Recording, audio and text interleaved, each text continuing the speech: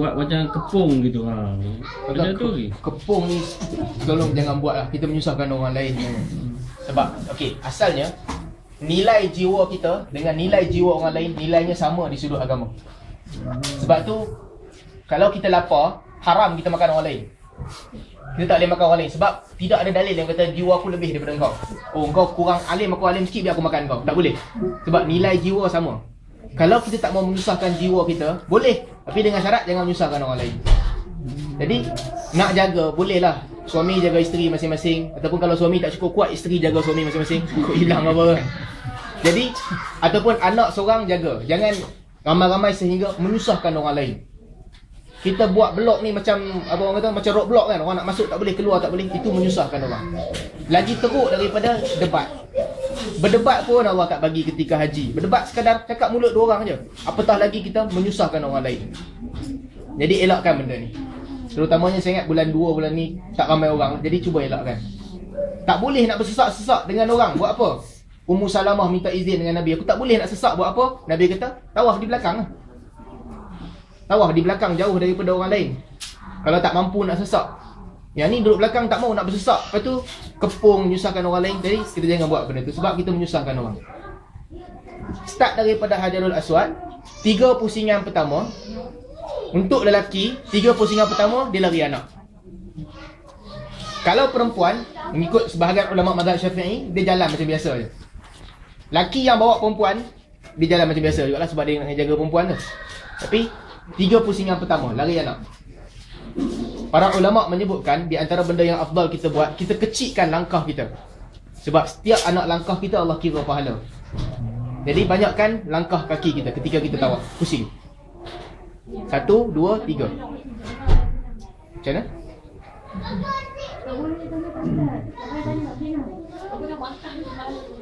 Kalau ada bawa anak kecil, kalau besar sokong ke belakang. Senang lah. Senang kalau bawa anak sekali kan. Tahu apa paling senang sekali lah. Kalau anak tu kecil, kita boleh pegang di belakang lah untuk tak mau lari. Sebab asalnya budak-budak kecil yang pergi umrah ni, Nabi sebut dalam hadis, siapa yang menunaikan umrah dalam keadaan dia hamba, lepas tu dia kena buat sekali lagi. Siapa yang menunaikan umrah ataupun haji ketika dia belum balik, lepas tu dia kena buat sekali lagi. Dia dapat pahala, tapi kewajipan menunaikan haji dan umrah belum terlaksana lagi. Dia kena buat sekali lagi. Jadi untuk memudahkan kita, tuan kalau kecil sangat pegang. Kalau budak tu besar boleh jalan. Saya tak tahu bulan 2 ni sebab rasanya memang akan kosong lah. Tuan kalau jauh sikit daripada Kaabah tu tak krem lah, memang tak berlanggar dengan orang. Jadi boleh pegang jalan pelan-pelan, boleh lah tu. So maknanya kalau yang letak Kaabah tu tak ada masalah lah. Itu boleh. Daripada segi hukum ke apa ke. Boleh. Samalah hukumnya dengan kita pakai kereta tolak orang. Cuma kita tolak, yang ni kita letak atas bau. Konsep dia tetap sama dua-dua tu. Sebab kadang-kadang orang Melayu ni kita risau budak-budak tu kalau dia tak nak apa ni, dalam keadaan najis ataupun sebagainya, tu tak payah fikir lah. Kita hukum berdasarkan zahir. Kita nampak dia dalam keadaan najis, kita cuci. Kita tak nampak, itu bukan urusan kita. Kita hukum apa yang di depan mata kita. Tuan-tuan, Nabi sampai solat sekalipun, sekali tu Nabi solat, tiba-tiba Nabi buka selipar, Nabi letak tengah-tengah. Sahabat duduk belakang, sahabat tengok. Sahabat pun buka, letak selipar tengah-tengah. Lepas habis solat, Nabi pusing belakang, semua sahabat letak selipar tengah-tengah. Nabi tanya, lima akhla'tum ni'alikum, kenapa kamu buka selipar masing-masing? Sahabat kata, kami nampak engkau buka, kami pun buka lah. Nabi kata, aku buka sebab tadi Jibril datang. Jibril bagi tahu yang atas selipar aku ada najis. Jadi aku buka, aku letak tengah-tengah. Selipar kamu tak ada najis, kamu tak perlu buka pun. Jadi dia tak susah. Selepas daripada tu Nabi nak masuk masjid, Nabi tengok selipar. Kalau ada kesan najis, buat apa? Tak payah samak 7 kali, geser di tanah aja. Geser di tanah dan solat. Pakai selipar tu. Kalau tak ada, tak nampak lah. Kita jangan tak nampak, cari juga bagi ada. Tengok tak ada, cari. Nampak macam najis. Dan tu orang kata buta perut kan. Benda tak ada, kita cari bagi ada. Jadi sama juga dengan kes budak ni. Asalnya dia suci. Kecuali kalau kita nampak ada najis, kita buang. Tak nampak, dia suci. Tak menjejaskan tawaf kita tawaf. Jadi cukupkan 7 pusingan. Apa yang kita perlu buat ketika tawaf? Doalah apa sahaja kita nak doa. Cuma yang spesifik yang Nabi ajar, di antara rukun Yamani dengan Hajarul Aswad. Betul, Hajarul Aswad yang tentu akan nampak di hujung sana lampu warna hijau. Di sini dia Hajarul Aswad. Sudut yang sebelum tu nama dia rukun yamani. Jadi di antara jarak tu, apa kita buat? Kita doa, Rabbana atina fid dunya hasanah wa fil akhirati hasanah wa qina adzabannar. Jadi tuan-tuan, ini sunat. Yang wajibnya apa tadi kita sebut? Labbaik Allahumma umratan. Itu niatnya. Dan juga labbaik Allahumma labbaik, labbaik la syarika laka labbaik, innal hamda wa ni'mata laka wal mulk la syarika lak. Itu yang wajib. Ini doanya sunat. Doa lah. Antara satu kesalahan yang orang selalu buat, kita kalau tengok sebahagian jemaah selalu mereka buat, ada tekong pergi doa kat depan, ramai-ramai belakang ikut amin. Itu bukan tempatnya nak buat benda macam tu. Satu, kita menyusahkan orang. Kita jalan dalam grup yang besar. Yang kedua, Nabi tak ajar begitu. Nabi pergi umrah, ramai sahabat yang ikut, semua doa masing-masing. Sahabat dengar Nabi ucap Rabbana atina fid dunya hasanah, sahabat pun okey, yang ni Nabi baca masa sini, kami pun baca macam ni. Jadi doa masing-masing. Suami isteri, suami baca, isteri nak amin, boleh tak boleh? Bacalah masing-masing. Kadang-kadang suami dia ada doa sensitif yang isteri tak boleh tahu. Jadi bacalah sendiri. Dia tak perlu kongsi sama-sama.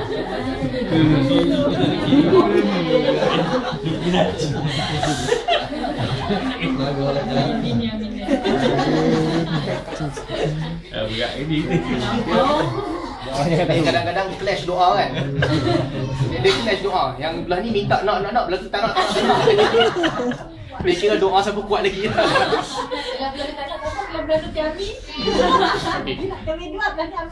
Jadi doa ya. Ketika tawaf banyakkan berdoa. Di antara rukun yang mani dengan Hajarul Aswad, Rabbana atina fid dunya hasanah wa fil akhirati hasanah wa qina adzabannar. Rukun yang mani kita pegang, disunahkan kita pegang. Hajarul Aswad juga disunahkan kita pergi cium. Tak boleh cium buat apa? Pegang. Tak boleh nak pegang buat apa? Pakai tongkat kalau ada tongkat. Nabi pernah buat. Nabi hulurkan tongkat sehingga sentuh Hajarul Aswad dan Nabi cium di hujung tongkat. Tak boleh juga ramai orang nak buat apa? Angkat tangan. Dia angkat tangan lah. Tak payah lambai macam lambai kawan-kawan kan. Jadi angkat tangan.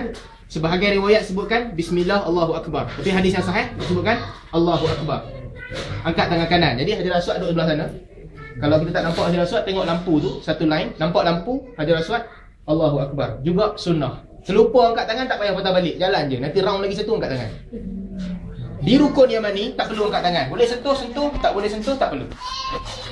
Rukun-rukun lain tak payah pergi pegang. Ustaz nak tanya. Yang ada kata tak boleh sentuh, tapi wangi membatalkan umrah. Dia tak minyak wangi. Kita tak bagi wangi, tak boleh disentuh.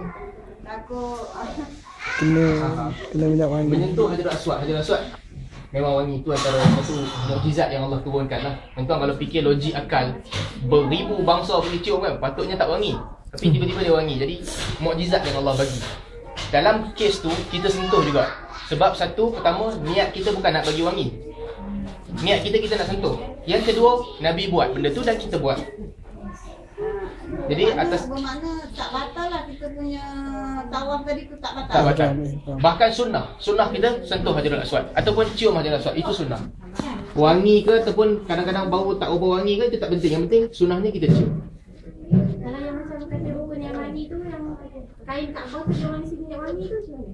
Kita jangan pergi pegang semua. Rukun Yamani dengan Hajarul Aswad, dua ni je. Itu memang tak letak minyak wangi pun, tapi Kalau ada minyak wangi pun, niat kita bukan nak pegang minyak wangi. Niat kita nak pergi pegang rukun Yamani, Hajarul Aswad, itu je.